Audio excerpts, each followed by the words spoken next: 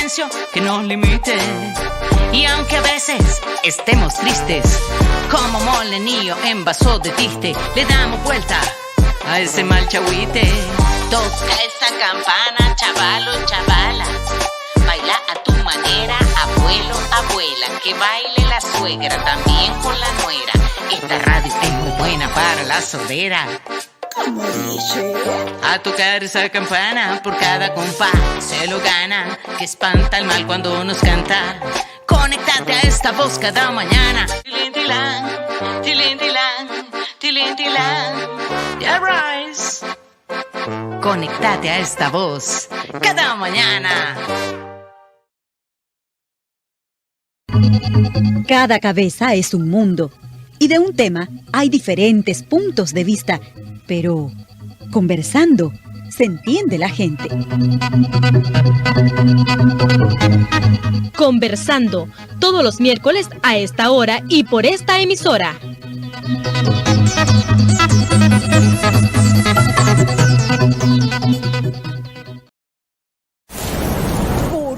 Chavalo, levanta la ropa de la silla que se metió el agua. Mamá, se metió el agua, se está llevando todo, hasta mi colchoneta nueva. A doña Juana se le llevó hasta los trastos. ¡Qué chanchada! La casa parece un río. ¡Qué horrible! Más miseria. ¡Y qué tufo! Las fuertes correntadas de agua provocan inundaciones y contaminación que perjudican nuestra economía, nuestra salud y tranquilidad. La basura acumulada en cunetas, cauces, desagües tapan el paso de las aguas de lluvia, provocando inundaciones y contaminación. No tapemos el paso del agua de lluvia. Pongamos la basura en su lugar. Cuidemos los ríos y nuestra ciudad. Cada acción cuenta. Cuidemos nuestra salud y la del planeta.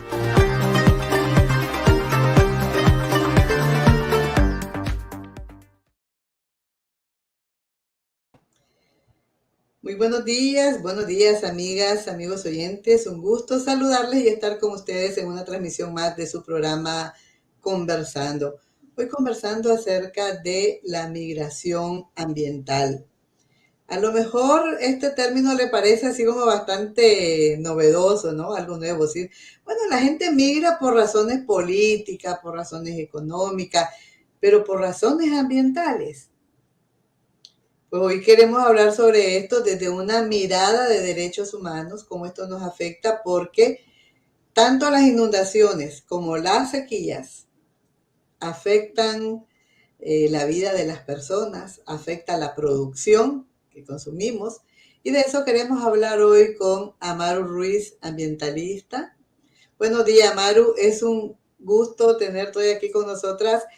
Primera vez que participas en estos programas de Radio Voz. Bueno, así en vivo, porque ya entrevistas sí que nos has regalado. Sí, muchas gracias Argentina, muchas gracias al equipo de Radio Voz. Un placer estar aquí con ustedes en este espacio.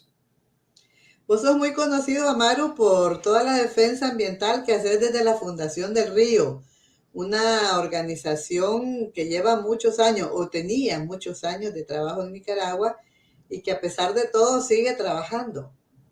Así es, lamentablemente las acciones del régimen cancelaron nuestra personería jurídica, y también una emisora, amiga, hermana de Radio Voz, que era Radio Voz Juvenil, que teníamos en El Castillo, y Radio Medales, que teníamos en San Miguelito, ambas emisoras, miembros de AMARC, que forma parte también varias radios comunitarias, que desarrollábamos programas de educación ambiental y de información hacia las comunidades. Así es, tristemente, ¿verdad? Se nos van cerrando las puertas, pero estamos buscando alternativas para seguir llevando estos temas que tienen que ver con la vida cotidiana de las personas, con el entorno, con nuestra casa grande, ¿verdad? Como es nuestra naturaleza, nuestra madre tierra. Porque los desastres, la degradación ambiental y los impactos adversos del cambio climático, pues tienen cada vez una influencia más grande en todo lo que tiene que ver con la migración y el desplazamiento de las personas en las Américas y en el Caribe, ¿verdad? A veces pensamos solo en Nicaragua, en chiquito, pero es una situación grande que perjudica a millones de personas. Por eso queremos hablar de esta situación, Amarus, pero antes quiero presentarles un video que nos narra un poco este contexto.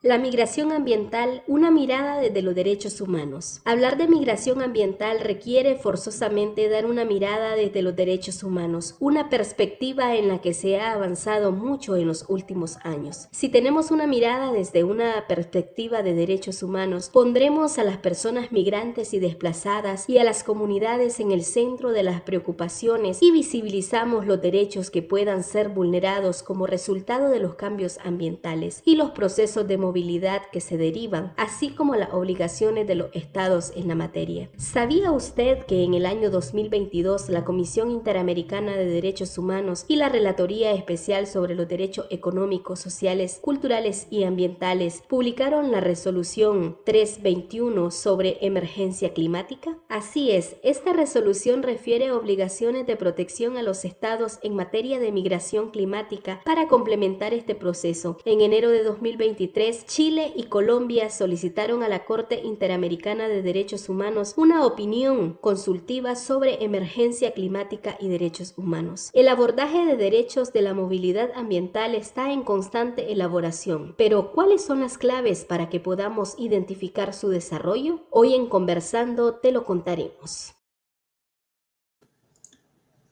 Bueno, esa es la situación que se vive. Y aunque, bueno, no se cuenta, ¿verdad?, con una ley ambiental, sí hay este principio que reconoce, ¿no?, la vulneración de los derechos, Amaru. ¿Qué manejas vos acerca de esta migración ambiental? ¿Cómo afecta a la ciudadanía?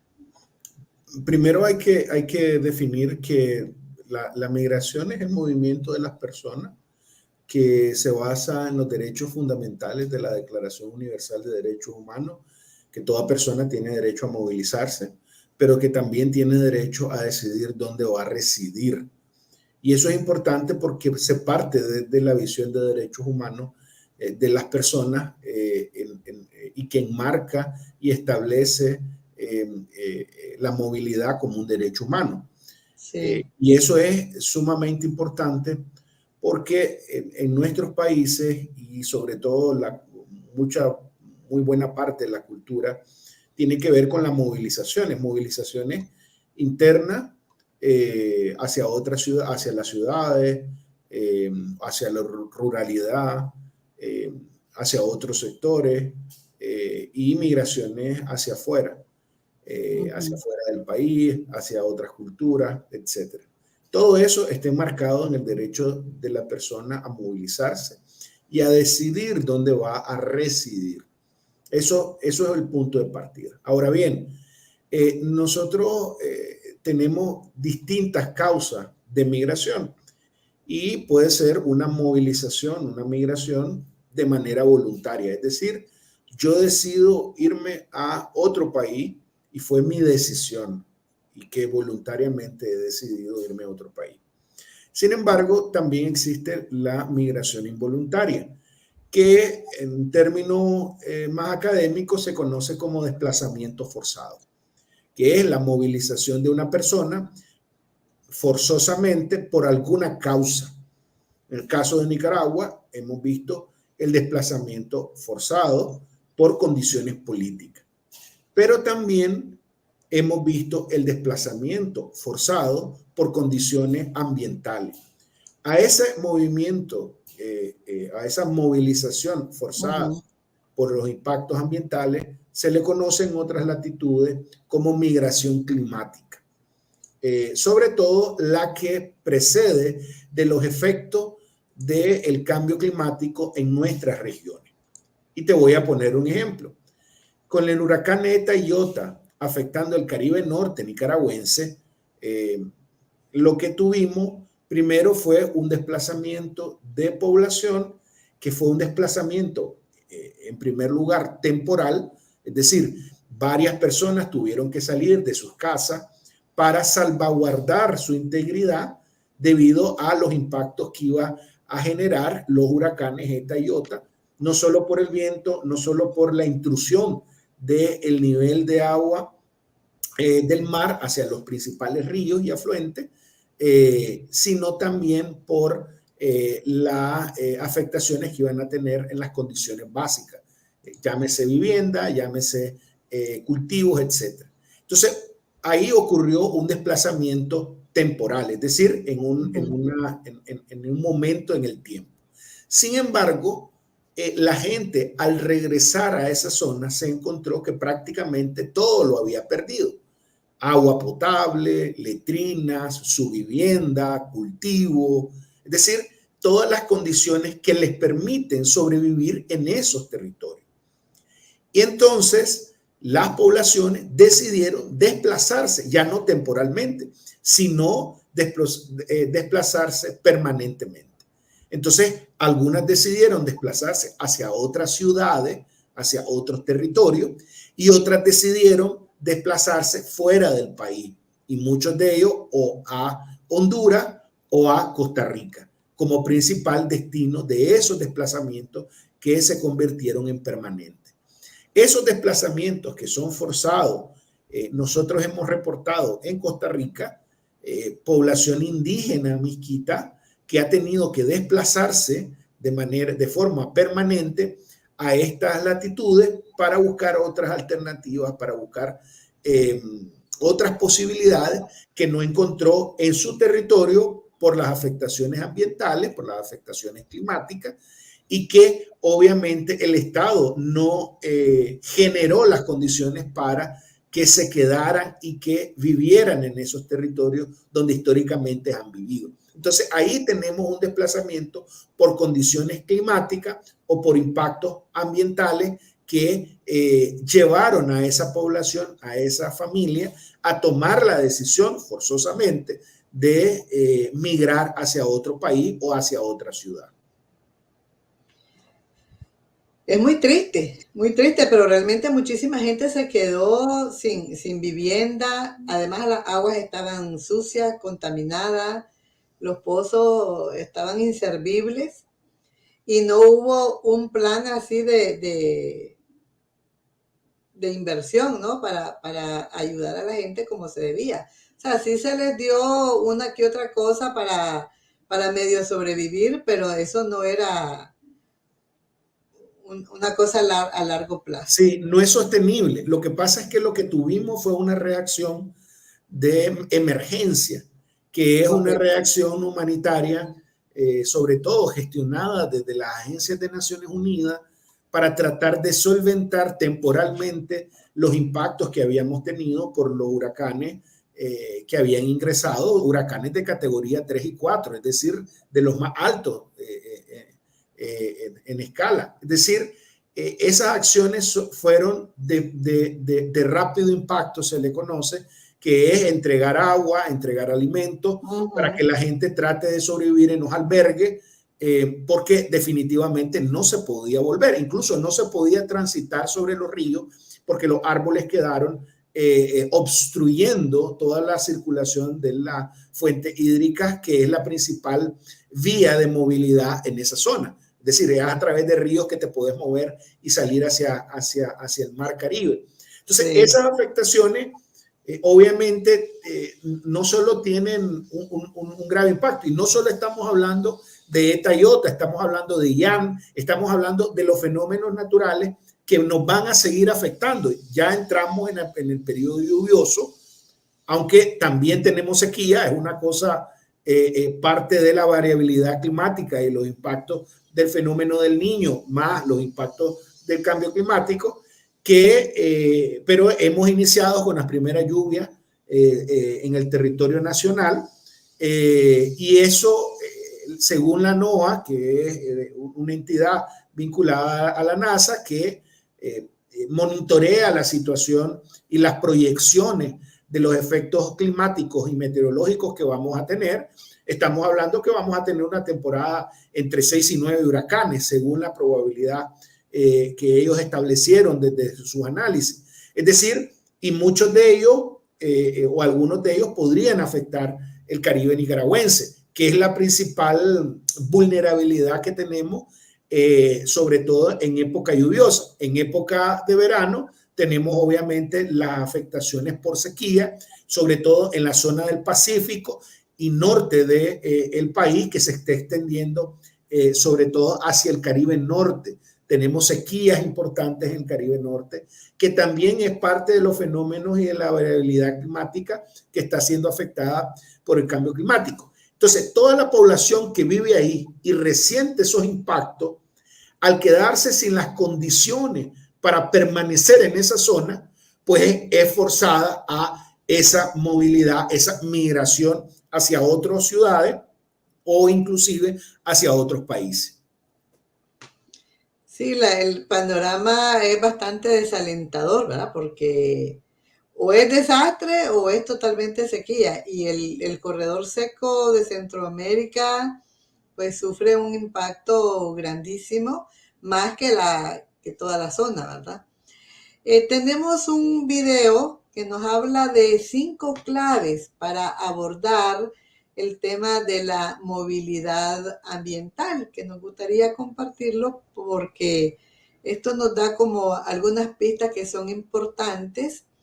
Esto es de la ONU Migración, Oficina Regional para Centroamérica, Norteamérica y el Caribe.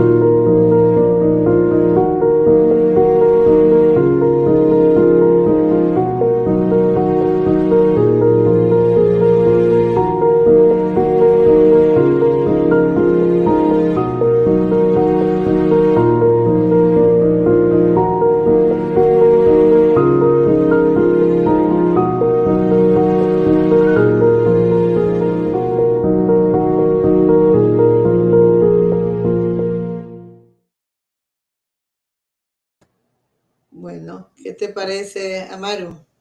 No, definitivamente es lo que estábamos hablando, es decir, principalmente lo que las poblaciones generan por los impactos adversos de los fenómenos meteorológicos o de otros impactos que tienen ambientales, generan primero movilizaciones internas, es decir, movilizaciones dentro del país, intraterritoriales se le conoce. Sin embargo, cada vez vemos más, sobre todo en América Latina, estamos viendo un aumento de la migración climática o por razones ambientales hacia otros países, o sea, extraterritorialmente. Uh-huh. En Europa ya existe migración por condiciones climáticas en otras latitudes, es decir, muchas de las poblaciones que pasan hambruna, por ejemplo, o que hay enormes áreas de sequía y que por eso generan hambruna, muchas de esa población africana va hacia Europa y hace ese movimiento hacia estos países europeos. En el caso de Centroamérica es muy reciente este fenómeno y nosotros lo hemos visto sobre todo en el caso de estos últimos, desde el año 2019 estamos reportando gente de poblaciones indígenas, de poblaciones del Caribe que está moviendo extraterritorialmente, es decir, hacia otro país por las afectaciones que ha tenido vinculadas a la vulnerabilidad climática. Y esto es un fenómeno muy reciente y nuestras legislaciones en Centroamérica no reconoce la categoría de migrante climático o migrantes por razones ambientales. Es decir, las categorías que se reconocen dentro de la solicitud de permanecer en otro país de exilio o de migración son otras, por desplazamientos políticos, por violencia política, etc. Pero en el caso de la categoría de desplazamientos por condiciones ambientales todavía no es reconocida en Centroamérica. En el caso muy reciente se está empezando a hablar de este tema, ¿no? Sí, por eso, en el caso de Costa Rica existía una iniciativa de ley para revisar que las subcategorías que se establecen para emitir refugio en este país pudiera considerarse la categoría de desplazamientos por razones ambientales dentro de su legislación, pero no se ha aprobado. Es decir, todavía en Centroamérica no tenemos protección de cara a las personas que se movilizan forzosamente por los impactos ambientales que están teniendo en sus territorios. Sin embargo, existe esta resolución sobre emergencia climática, que aunque no existe una convención específica, ¿verdad?, que aborde los derechos de las personas migrantes y ambientales, pues la Comisión Interamericana de Derechos Humanos y la Relatoría Especial sobre los Derechos Económicos, Sociales, Culturales y Ambientales, el año pasado publicaron esta resolución 321 sobre emergencia climática, ¿verdad?, que se refiere justamente a obligaciones de protección a los estados en materia de migración climática, ¿verdad?, para que se preocupen por la situación de las personas, para que no las dejen en el abandono, ¿verdad?, para que la Corte Interamericana de Derechos Humanos también dé una opinión consultiva sobre esto. Entonces es importante saber que por lo menos se está haciendo algo, pero falta mucho por hacer porque realmente hay muchísimas personas perjudicadas. Y así como hablabas vos de las comunidades indígenas, dentro de estos sectores hay un montón de mujeres. No se está haciendo ningún análisis de género, ¿no? ¿Cómo afecta esta situación específicamente a las mujeres? Sí, en principio tenemos que decir que van avanzando, es decir, la legislación internacional avanza en la medida que hay mayor preocupación, mayor demanda alrededor del reconocimiento de esos derechos a movilizarse por razones climáticas, pues por impactos climáticos. Y obviamente no es lo mismo y hay un impacto diferenciado en el caso de mujeres y niños, en el caso de comunidades indígenas, que otros tipos de población que son más urbanas, que tienen mayor capacidad de resiliencia, mayor capacidad de enfrentar el fenómeno que otros grupos vulnerables, como son el caso, o vulnerabilizados, como son el caso de niños, niñas y mujeres. Precisamente la ONU, la OIM hablaba de eso en el video, de que los impactos resienten más hacia las mujeres, sobre todo por los impactos del agua y los impactos hacia los hogares, hacia la agricultura, hacia la soberanía alimentaria de la familia. Y eso tiene una repercusión directa hacia las mujeres. Entonces, aquí vemos que no es lo mismo o el impacto es diferenciado dependiendo de los grupos poblacionales y la capacidad de resistencia que tengan esos grupos. En el caso de los territorios indígenas, son más vulnerables, por ejemplo, que las poblaciones que viven tal vez en otros lados, en chontales que tienen mayor capacidad de resistencia o que viven en condiciones diferentes a las que viven estas comunidades, incluso que tienen otros indicadores más de desarrollo que estas comunidades. Entonces, dependiendo de los sectores geográficos que son impactados, también depende de la vulnerabilidad y el impacto que tenemos en estos territorios. Hablando de impacto, Amaru, y de cómo esto afecta a las comunidades rurales y sobre todo a las mujeres, vamos a escuchar un audio de una defensora, ella es Zoraida, es ambientalista, defensora de derechos humanos, que nos cuenta pues cómo valoran las mujeres con las que ella ha trabajado esta situación.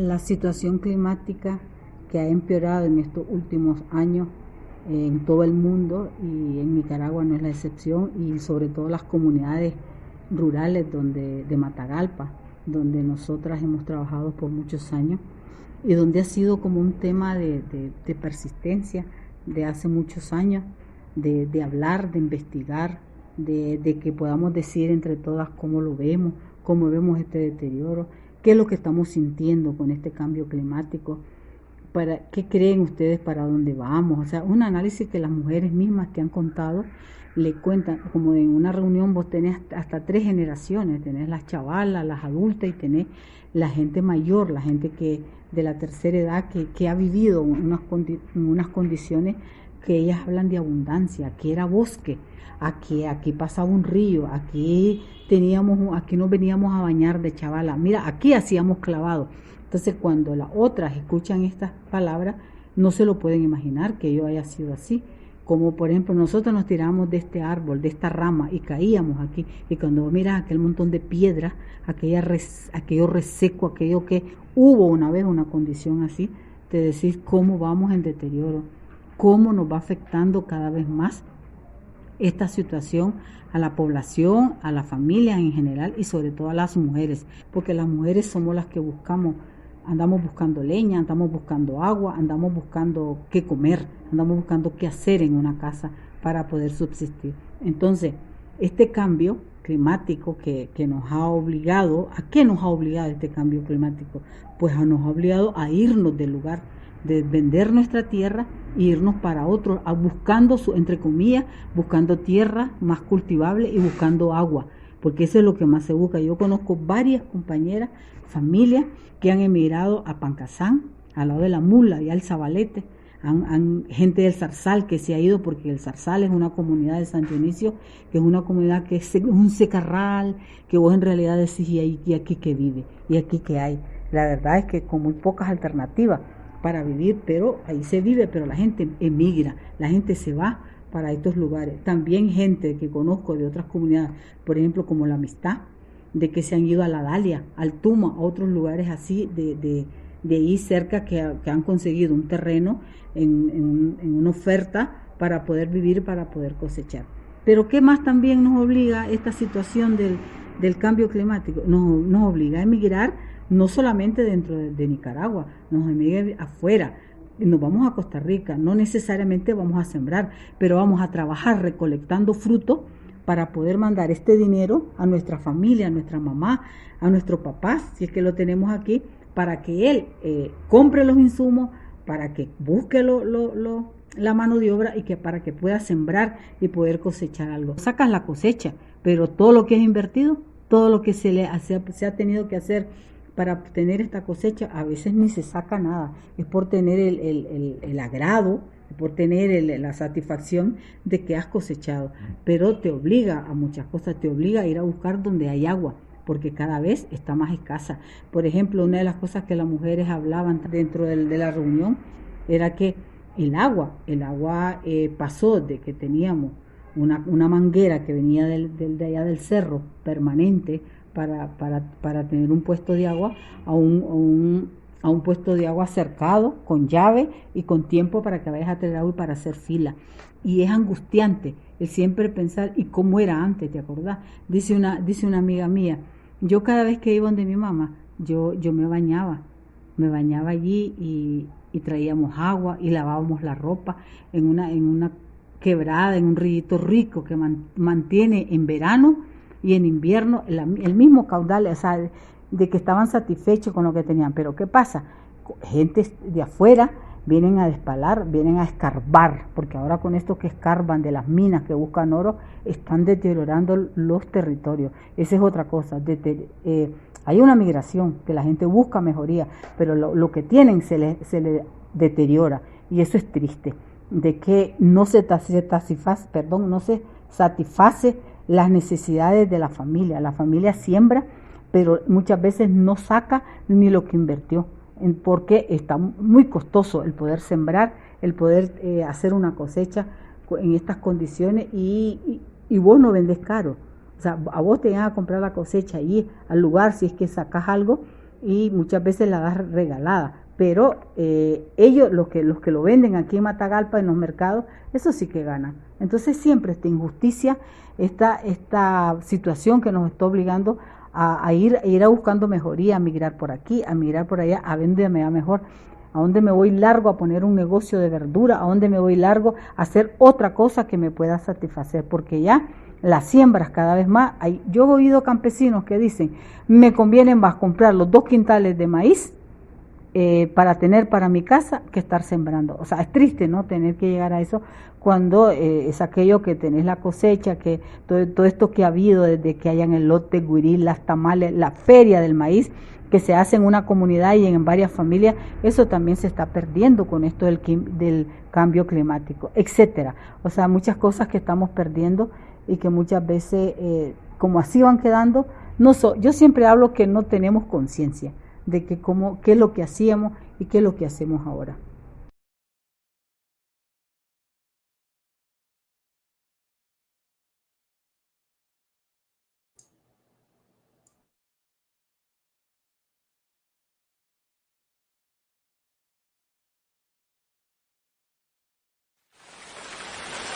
Carlito, pásame un balde que este ya se llenó. Voy, Mita. Ala, Mita. ¿Y cuántos cumbos llenos? ¿Para qué tanto? Ay, mijito, entre más agua agarremos mejor. Y ojalá que el pocho también agarre agua, que cada día está más seco el pobre. Ay, mi muchachito, además tenemos que ahorrarla. Y si podemos, la reciclamos para otros quehaceres de la casa. El agua siempre es necesaria. Cosechar agua y reciclarla es muy buena iniciativa. Limpiemos canales para que el agua de lluvia salga limpia y le demos un buen uso. Cada acción cuenta. Cuidemos nuestra salud y la del planeta.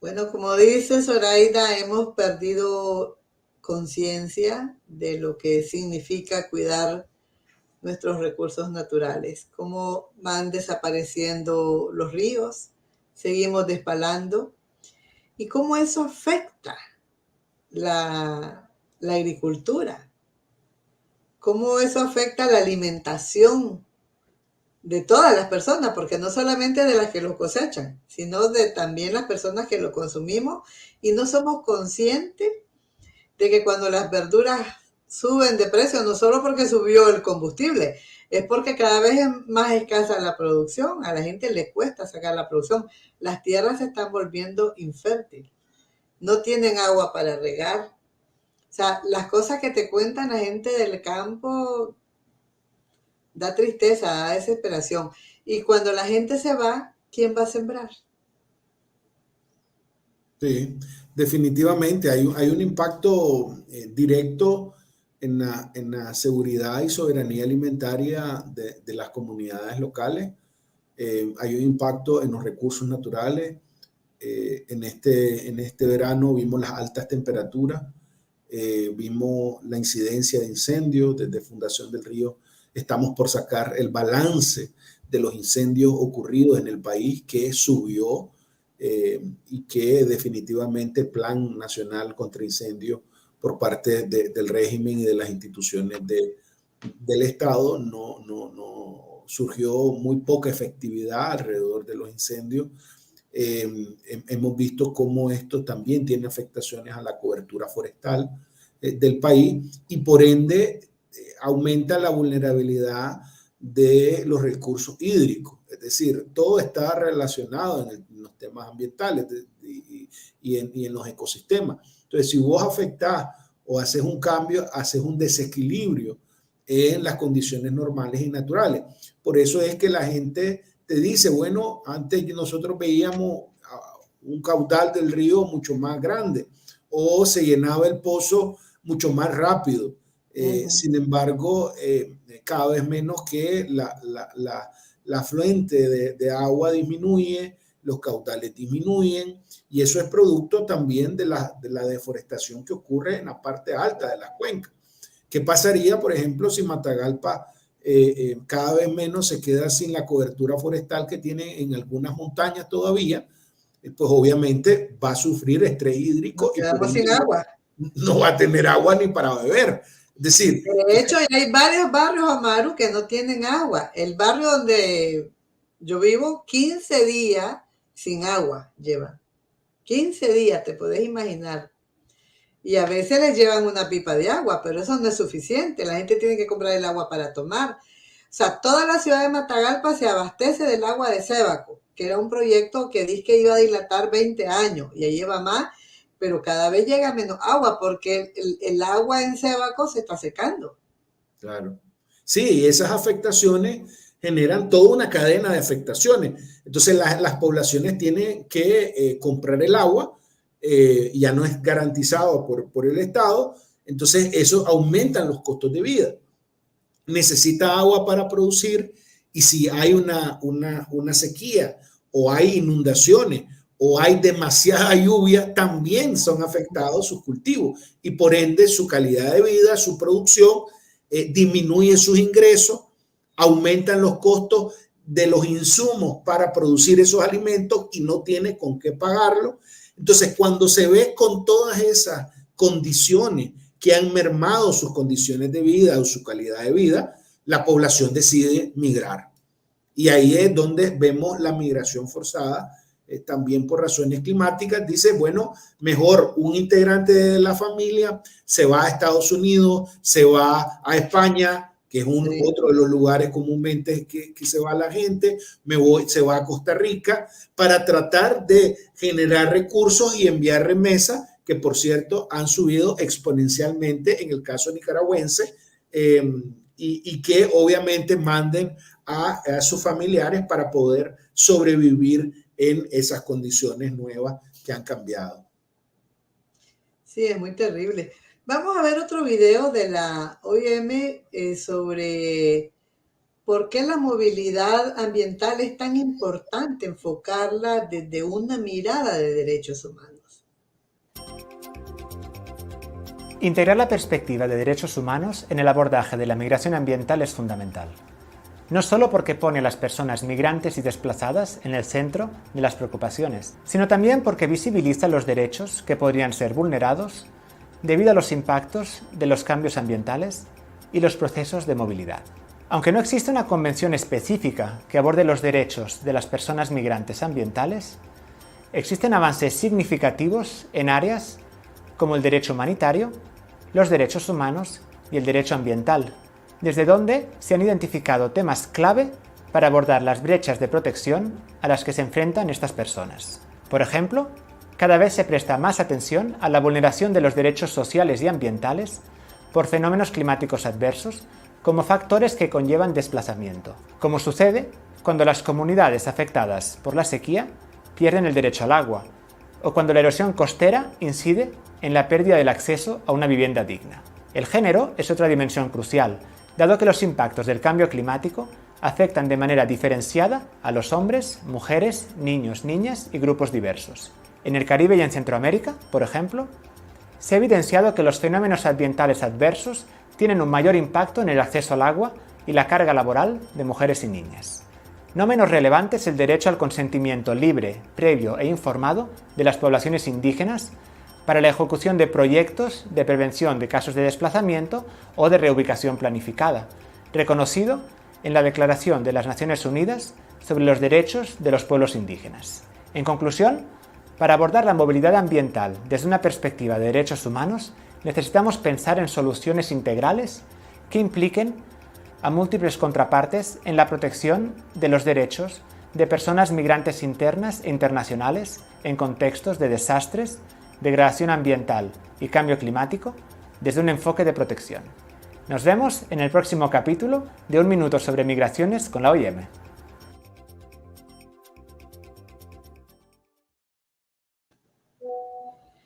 Bueno, eso es como un resumen de todo lo que vos ya habías dicho, ¿verdad? La cuestión que yo me preguntaba era, ¿cómo se pueden garantizar realmente los derechos de las personas migrantes? ¿Qué políticas tendrían que haber para garantizar una movilidad segura, una sobrevivencia en otro país que no es el suyo y que son personas desplazadas, desarraigadas, que no es fácil estar en otro país, no es fácil. Sí, mira, en principio debemos de partir de que hay una responsabilidad de los estados donde está sucediendo el desplazamiento ambiental, el desplazamiento climático. Sobre todo porque los estados tienen una responsabilidad sobre los ciudadanos para asegurar que se creen o mantengan las condiciones de vida y permanezcan en el país. Es decir, no debe de haber una política de expulsión, sino más bien de asegurar que esas poblaciones que se han visto afectadas por impactos ambientales y climáticos, se les garantice su derecho a vivir en mejores condiciones, con servicios, con acceso a los servicios, con acceso a la producción, etc. Entonces, que no se miren obligadas a irse. Exactamente. La primera obligación del Estado, de un Estado responsable, es asegurar que esos impactos se disminuyan, se compensen y se trate de, en el peor de los casos, generar condiciones iguales a las que tenía antes, si acaso ha perdido todo esa población. Si eso no sucede, que es el caso nicaragüense, a nivel internacional primero se debe de reconocer dentro de los sistemas legales la categoría por desplazamiento climático en Centroamérica. Eso para partir de un escenario de legalidad que garantice que al optar por una condición en otro país pueda asegurarte ese tipo de categoría por desplazamiento por condiciones ambientales o condiciones climáticas. Ese es el segundo nivel de actuación de los mecanismos legales.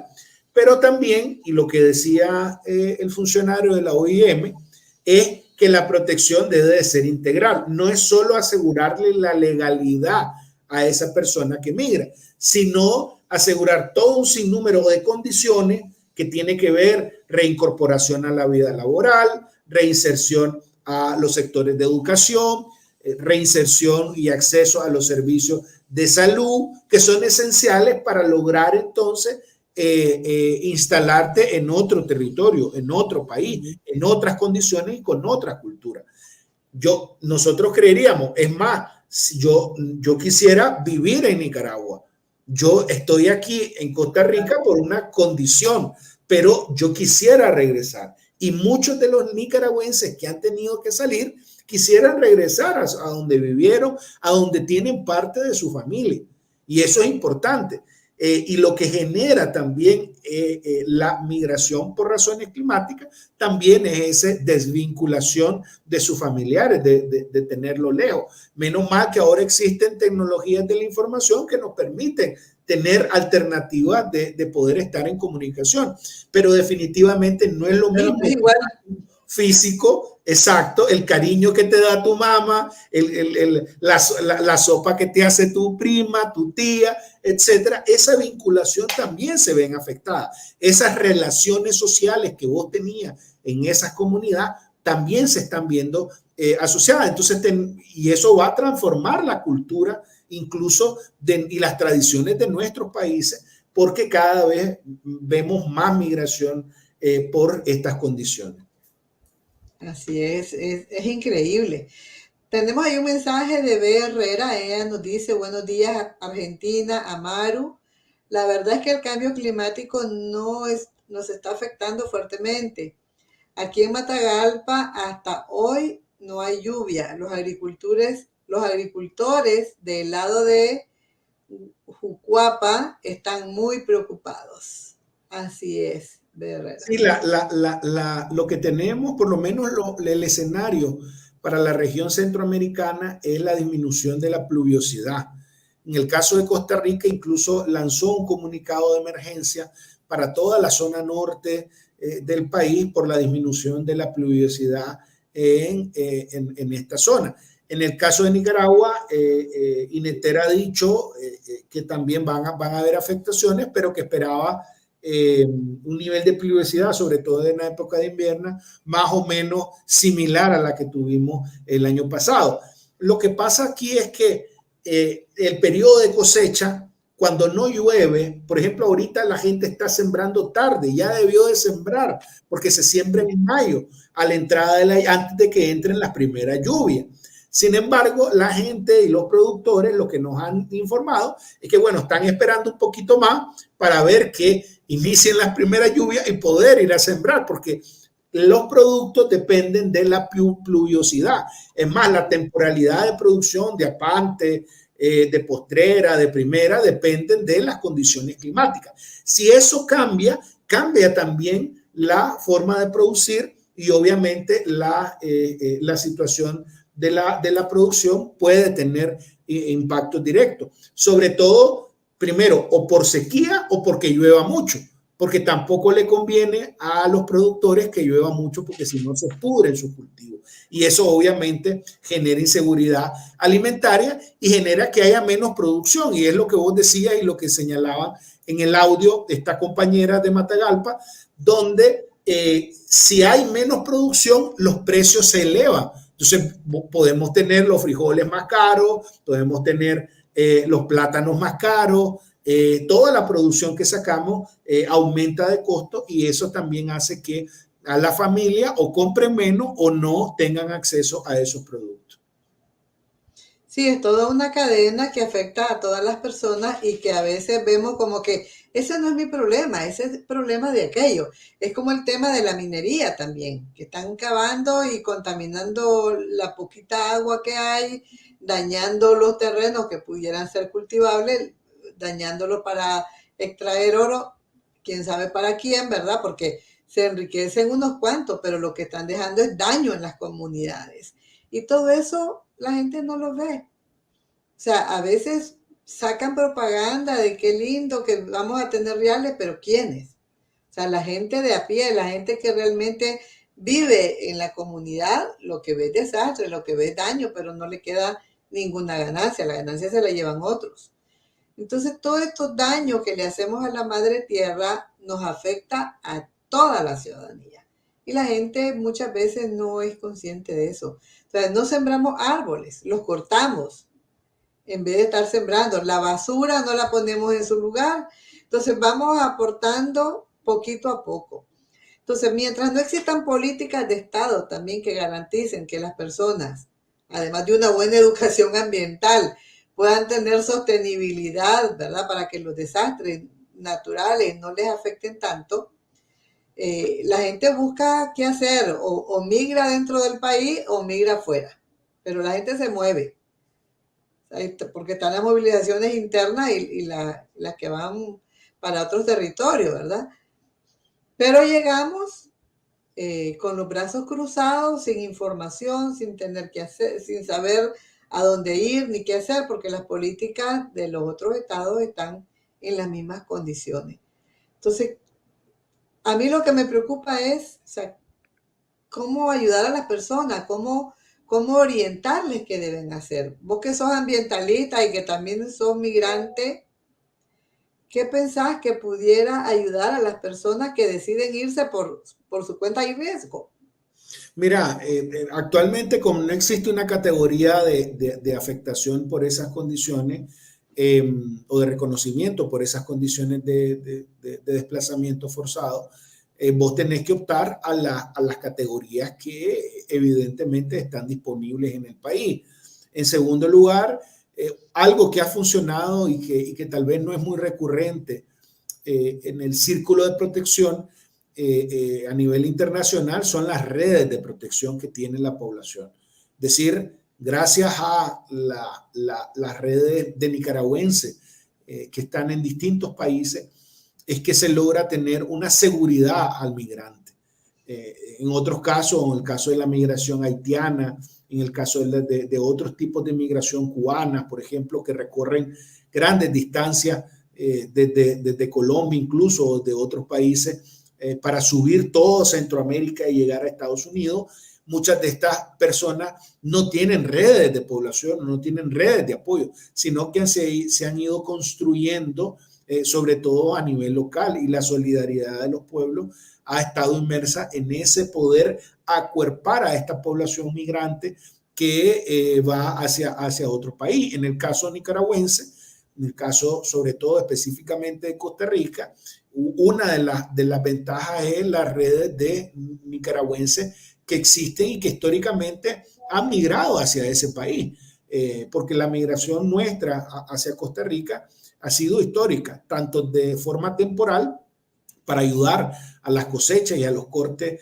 de los diferentes productos que exporta Costa Rica, como para trabajar sobre todo en áreas de servicio básico, y que de alguna manera esa red todavía que se teje ahí puede ayudar a la población migrante nueva a poder reinsertarse en esas condiciones. Yo creo que eso es algo que entre pueblos, que entre la gente, no necesitamos en algunos casos de instituciones.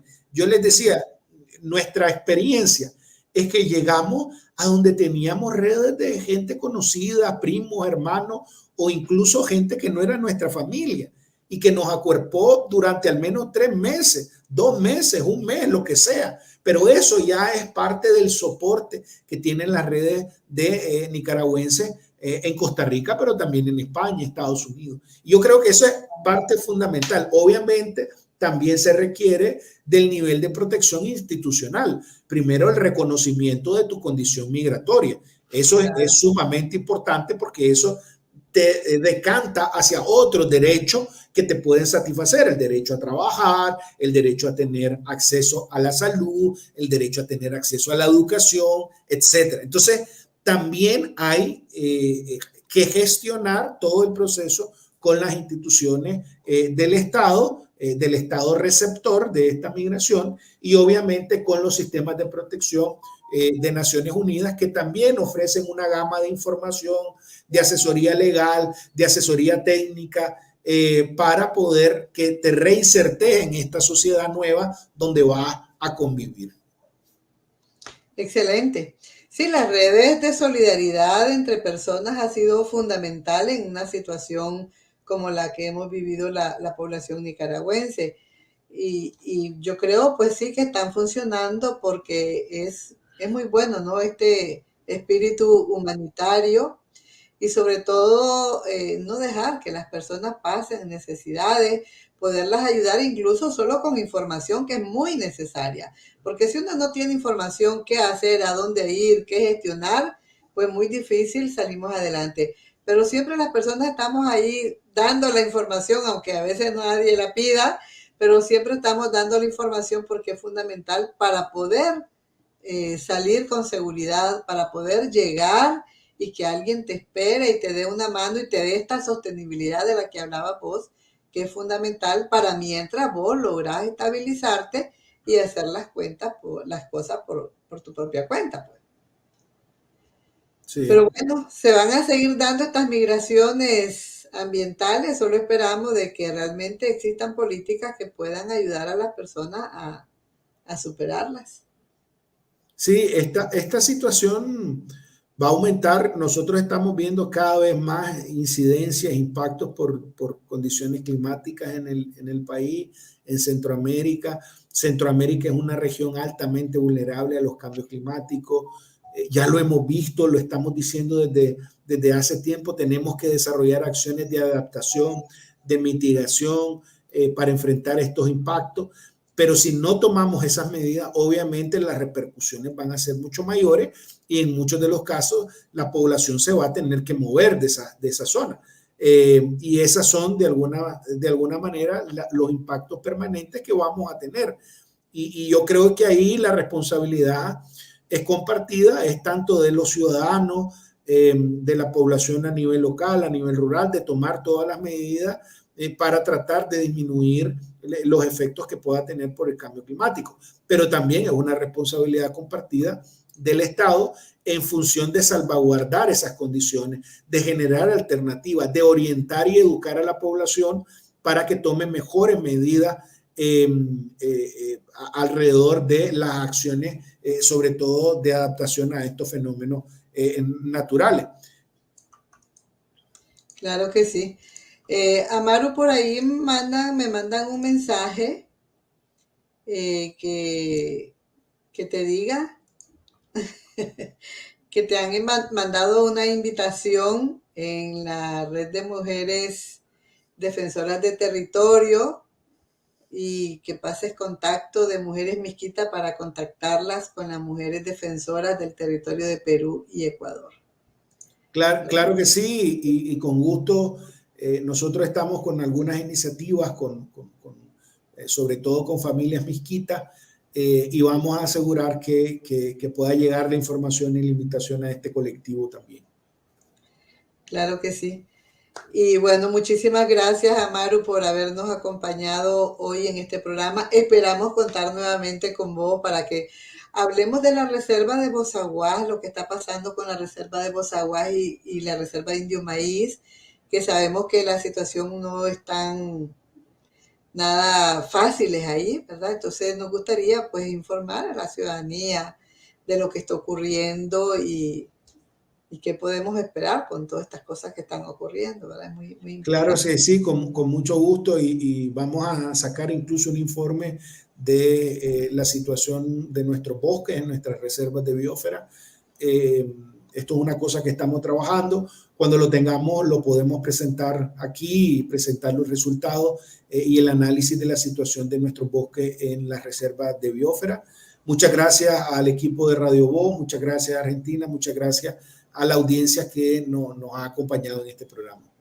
Y gracias también a las plataformas que nos acompañan en esta transmisión, como es Onda Local, Agenda Propia, La Lupa, Galería New, Intertextual, Entre Patrias y la radio de todas, la radio feminista del Salvador, que nos acompañan.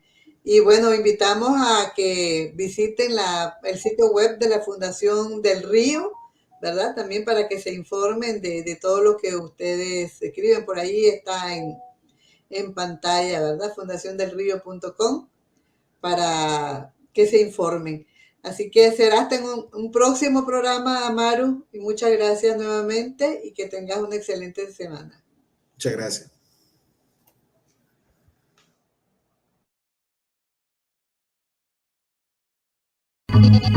Cada cabeza es un mundo y de un tema hay diferentes puntos de vista, pero conversando se entiende la gente.